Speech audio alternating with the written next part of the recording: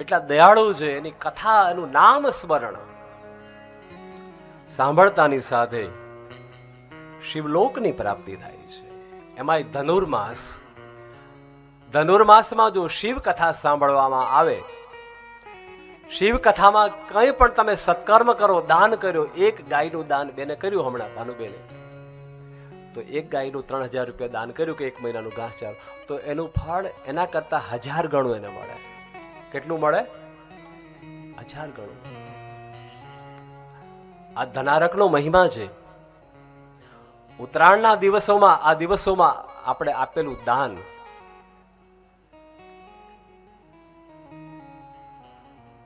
આપણી પોતાની સંપત્તિ હોય. ધ્યાન સે સુનો. તમારી દુકાન, તમારી બંગલો, તમારી જમીન,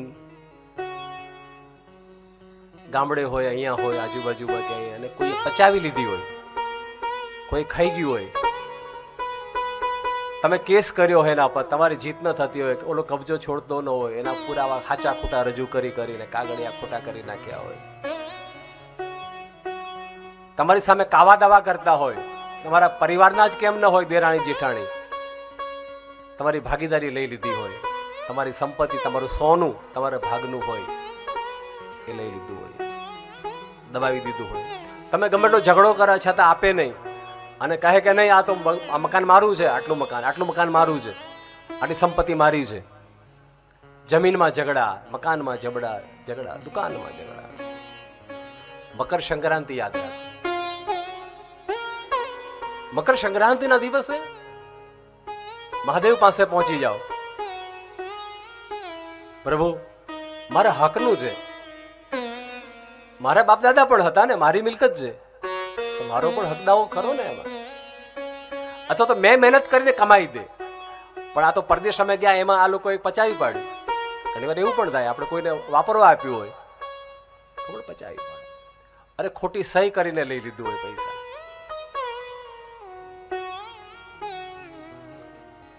તમારો કબજો, તમારું જે કંઈ હોય બધું લઈ પાડ્યું હોય, પચાવી પાડ્યું હોય, તમે એને હાથ જોડો તોય ના આપે, કોર્ટ કચેરી કરો તોય ના આપે, જેને કોઈ ન પહોંચે એને મારો મહાદેવ. એક કામ કરવાનું, મકર સંક્રાંતિના દિવસે શમીના 5 પાન લો. શમીના 5 પાન. શમીનો કાંટો તમારો કાંટો કાઢી નાખશે સાહેબ, તમારા જીવનના કાંટા બધા કાઢી નાખશે.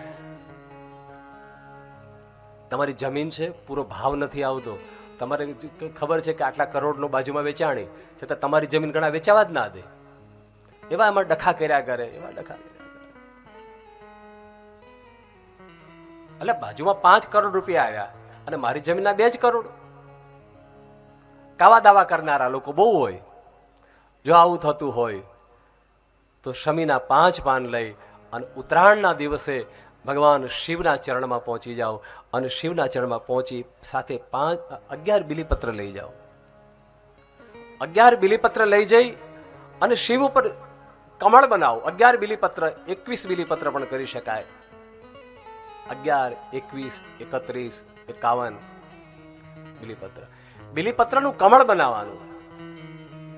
નીચેનું જે દંડી હોય એને એક જગ્યાએ ભેગા કરી પત્રને આમ હાથમાં મૂકતા એક પત્ર મૂકતા એટલે કમળ બનશે. 11 બિલીપત્ર નીચે કાચો સૂતરથી બાંધી દો, બંધાઈ દો, કોઈ દોરી કે એવું લઈને બાંધી દો નીચેના ભાગને, એટલે કમળ જેવું થઈ જશે. ભગવાન શિવની પાસે જઈ 1 લોટો જલ, સબ સમસ્યા કા સાહેબ. 3 મહિનામાં એને તમારું આપી જ દેવું પડે, તમારા હકનું છે, કેમ ના આપે? શિવને ફરિયાદ કરી દો, શિવને કહી દો, મહાદેવ ભોળાનાથ, મારું આ કામ 3 મહિનામાં જો થઈ જાય તો તારી ચરણે હું આવી જઈશ. તારી શિવ કથા મારે કરાવવી છે. શિવ કથા કરાવવાનો સંકલ્પ આપણે કરવાનો, પૂરો મહાદેવજી કરે. સંકલ્પ આપણે કરવાનો કે મારે કથા કરાવવી છે, પણ પૂરો શ્રી શિવાય નમસ્તુભ્યમ. બોલો શ્રી શિવાય નમસ્તુભ્યમ. પેલા બિલીપત્ર ચડાવી દો, ના પેલા શમીપત્ર ચડાવી દો. પેલા સમીપત્ર જે 5 પાન લાવ્યા છો એટલે 5 જગ્યાએ અર્પણ કરી દો. ગણેશ, અશોક સુંદરી, કાર્તિક, ગૌરી અને શિવ. 5 સમીપત્ર અર્પણ કર્યા. હવે એક જે કમળ છે એ તમારા હાથમાં રાખી ભગવાન શિવને તમારી જે મનોકામના છે, તમારી જે કષ્ટ છે તમારા પર, ભોળા શંભુ તમે કષ્ટ કાપો. દિલનો ભાવ કરી, દિલની શ્રદ્ધા રાખી ભગવાનને કે લો પ્રભુ, તમારા ચરણમાં ભગવાન શિવલિંગ ઉપર અર્પણ કરી દો. કમળ, બિલીપત્રનું 11નું 21નું 31 પાનનું કમળ બનાવેલું લઈ અને ભગવાનને અર્પણ કરી અને ભગવાનને પ્રાર્થના કરી અને પાછા આવતા રહો ભગવાનની પાસે. બીજું કાંઈ કરવાની જરૂર નથી. ભગવાનની પાસે આ રજૂઆત કરી દીધી. હવે ભગવાનને જે કરવું હોય તે કરે. ભગવાનને કામ સોંપી દો. સાહેબ, 3 જ મહિનાની અંદર મહાદેવજી તમારી મનોકામના પૂરી કરી નાખશે. 3 દિવસ, 3 અઠવાડિયા અને 3 મહિના. મારા મહાદેવજી સાંભળ્યા વગર રહેતા જ નથી. બિલીપત્રનું કમળ જે બનાવીને અર્પણ કરી દે એની ફરિયાદ કાળ ભૈરવને મોકલીને પૂરી કરે. કાળ ભૈરવને મોકલીને પૂરી કરે. મારા મહાદેવજી એટલા દયાળુ છે. ભોળા શંભુ તમે ભવ દુઃખ કાપો,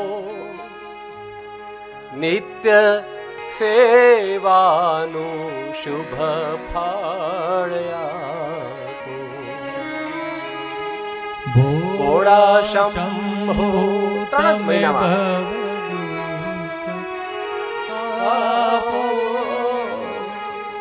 નિત્ય સેવા શુભ ફળ